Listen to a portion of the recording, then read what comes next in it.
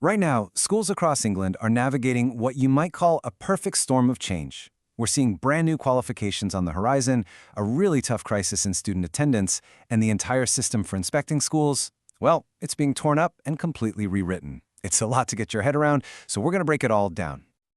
So, what does all this really mean for schools, for students? We're talking about a complete rethink of the choices available to teenagers, a deepening crisis in getting kids to actually show up to class, and a pretty controversial overhaul of the very system that holds schools to account. Okay, first up, let's look at what's happening for students after they turn 16. The government is rolling out a massive plan to redesign the whole landscape of qualifications after GCSEs. The goal is to clear up what, let's be honest, has become a super confusing system of options. The core idea here is to simplify things. The Department for Education itself has called the current system confusing. So the plan is to streamline everything into 3 clear, distinct routes that students, parents, and crucially employers can finally understand. So this new structure basically boils down to 3 main lanes. You've got the A levels we all know, for that academic route. Then there are T levels, which are for specialized technical training. And then the brand new kid on the block, V levels, a whole new vocational path. So, what exactly are V levels? Well, think of them as an option for students who are thinking, okay, I'm interested in this area, but I'm not ready to put all my eggs in one basket just yet. They're broader, about the same size as A levels, so you could even mix and match, and they're all about letting you explore a sector before you specialize.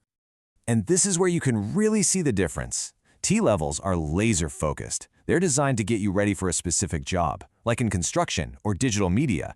V-levels, on the other hand, let you kind of zoom out. You can explore a whole sector, like education in early years, before you have to choose a specific role. But listen, this isn't happening overnight. Don't expect to see these pop up next September. The very first V-level courses are set to start in 2027, and the full rollout will take 4 more years after that. This is a massive, long-term restructuring of the entire system. Okay, so while all that future planning is going on, schools are dealing with a crisis that's happening right now. Just getting students to show up.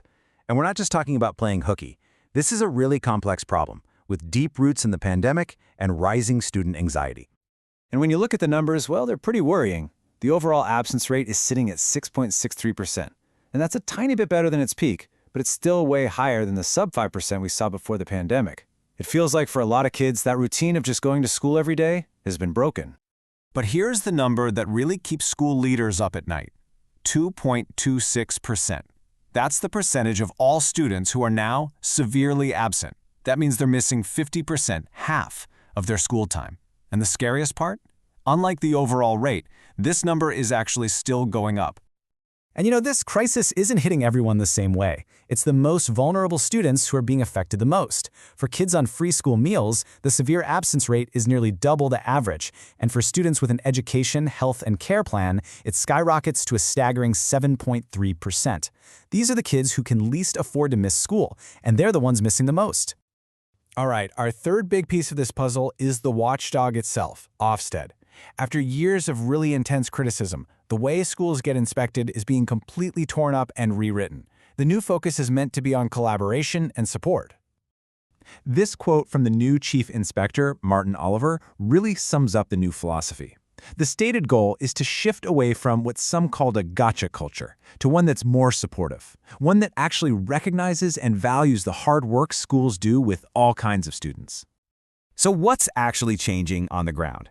Well, for starters, those single-word grades, outstanding, inadequate, they're gone. Instead, we're getting these more detailed report cards. Inspections are supposed to be more collaborative, and this is a big one. For the very first time, they're planning to inspect the big multi-academy trusts, the organizations that run whole groups of schools. But you'd think this would all be welcome news, right? Well, it's not that simple. Far from it. These changes are actually getting some serious pushback from the people on the front lines. You've got the School Leaders Union, NAHT, which has actually launched a legal challenge saying they weren't properly consulted. A lot of heads are worried that these new report cards, instead of lowering the stakes, might actually ramp up the pressure. Smaller schools are looking at this and thinking, how on earth are we supposed to manage all this? It's a lot of stress. So when you step back and look at the whole picture, you start to see just how much pressure England's schools are under. They're trying to juggle these massive changes to qualifications, attendance, and accountability all at the exact same time. So, let's just quickly recap the big takeaways. First, post-16 education is getting a total facelift with these new V levels. Second, schools are fighting a daily battle with a student attendance crisis that just won't go away. Third, the rulebook for inspections is being rewritten, and not everyone is happy about it. And yeah, all of this is happening while school budgets are stretched thinner than ever. So what does this all mean for the future? With schools under this much pressure, are these massive reforms actually going to build a better future for students, or are they just piling more stress onto a system that's already at a breaking point? Honestly, only time will tell. But one thing's for sure, the stakes couldn't be higher.